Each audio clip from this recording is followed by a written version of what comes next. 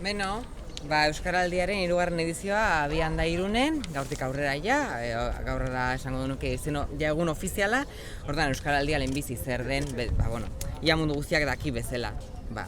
Euskara ulertzen duten hiztunen artean ahozko hizkuntza ohiturak aldatzeko ariketa soziala da Euskaraldia, 3. edizioa da esan dudan bezala, gizartu esparru guztietara zabalduko da eta iraupen mugatua izango du. Berriro ere, 15 egun, 2. edizioan bezala. Eta ekitaldi soziala, 2022ko azaroaren 18tik abenduaren 2 bitartean izango da, Irunen, Euskadi osoan bezala ere bai. Eta aurtengo edizioak 2 helburu nagusi izango ditu Euskadi mailan, alde batetikan Euskaraldian parte hartzen duten pertsona eta erakundeek Euskararen erabilera zabaltzeko urrats berriak ematea, konpromiso horrekin urrats gehiago eman, eta bestetik parte hartzea areagotzea, nola ez, beti nahi dugu, bizi gehiago, belarriprest gehiago, eta baita ere arigune gehiago, hau entitateen laguntzarekin gainera, ariguneak sortzeko ezinbestekoa, Oie zuzentzen zaie ariguneak sortzeko konpromiso hau, ez? Irungo Euskaraldiko batzordeak gainera beste 3 helburu ditu edizio honetarako. Hortaz aparte, Irunen, espreski, ekitaldian belarripresten parte hartzea handiagotu nahi dugu, hori da helburutako bat, gizonezkoen partaidetza ere bai handiagoa izatea nahi dugu eta gazteenen parte hartzea handiagoa izatea. Euskaraldian ikusi dugu 25-40 urteko ama izena ematen dula, baina aitak ez hainbeste eta Euskara kontziliaziorako ez bezala jolasteko, bilerak egiteko, erosketak egiteko balio du ere bai, orduan hor ere bai aktibatu behar dugu gizartea eta gizonak, ez? Espreski ze oso parte hartze baxua izaten dute normalean. Eta gizon euskaldun oso jatorrak ditugu ere bai, eta oso euskaldunak gainera. Irungo Udalak Euskaraldiko batzordearen laguntzarekin, hainbat ekintza antolatu ditu, eta gaur hasiko dira antolatu ditugun ekintzak, arratsaldeko 8 hemen San Juan plazan inguruan ikusiko duzue, ez dut spoilerrik egingo, baina oso ondo pasatuko duzu eta aldi berean jendeak ezagutuko du zer den Euskaraldia, rolak eta jende animatuko dugu ikusten dezaten beren burua baita parte hartzen aurtengo edizioan, ez? Maiatzaren ere garrantzitsua aipatzea, maiatzaren 18tik aurrera zabalik dagoeneko parte hartu nahi duten entitateen izen ematea egiteko edo berresteko.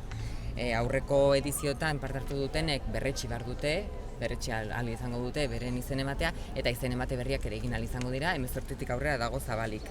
Eta, abuztura bitartean, Euskaraldia airean presente egingo da, hau garrantzitsua. Kalea berreskuratzeko eta ariketa ikusgarria emateko helburuare izango du, kalea berreskuratu behar dira. Irailaren 29an ekiko da ahobizi eta belarriprest gisa izen emateko epea, eta urritik azarora bitarteko hilabetak prestakuntzan eta jardueraren sozializazioan emango dira, naiz eta gaur hasi kalean gero bai egia da, urritik aurrera izango dela, urri azaroa izango da benetan ikusiko dugu leku guztitan eta jende animatzeko parte hartzera eta izen ematera. Gero ekitaldi sozialean 2 parte hartzen mota egongo dira, alde batetik herritarrak, hau esan duguna, hau bizi, belarriprest eta baina baita entitateak eta hau bereziki esfortzu bat eskatzen ari zaie, ari entitatei ere bai, beren baitan arigunak sortzeko. Eta, besterik gabe, esan, udal mailan, udaleko talde politiko guztiek, hau batez, ekimenarekin bat egin nahi izan dutela, eta hori baita ere garrantzitsua da, ze Irunen esan genezake denak euskararen alde gaudela. Eta emango diotitza Igor Emeriri, Real Union taldeko ezagure presidenteari. Mi esker Miren eta mi esker guztioi hemen egoteagatik. Real Unionek aurtengo Euskaraldian arigune bezala parte hartuko du, horrexegatik gaude gaur hemen, eta espero ezagun entitate gehiago eta arigune bezala parte hartzea. Gure proiektu berrian, edo Real Unionen proiektu berrian, gure ardatzetako bat hori zen, Euskararen abiera areagotzea, eta horrexegatik bai Euskaraldian, bai kalean, bai programan, zein Euskararen aholku batzordean, programa horietan baita parte hartuko du.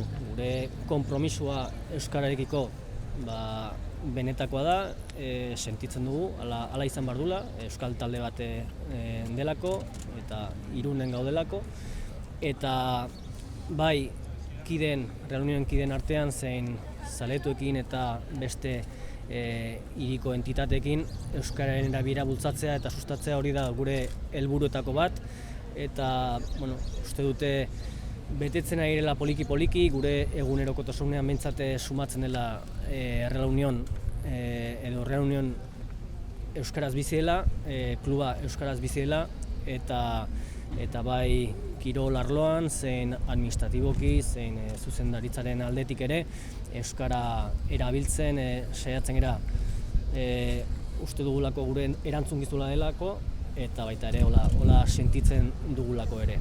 Orduan jakin dezazuen guk belarri prest izateko edo ahobitz izateko aurrera paus hori emango dugula eta aurrera goazela, eta gonbidatzen zaituztegu guztioi euskararen erabilera ere Real Unionen baitan eta beste entitateen baitan erabiltzea. Mila esker.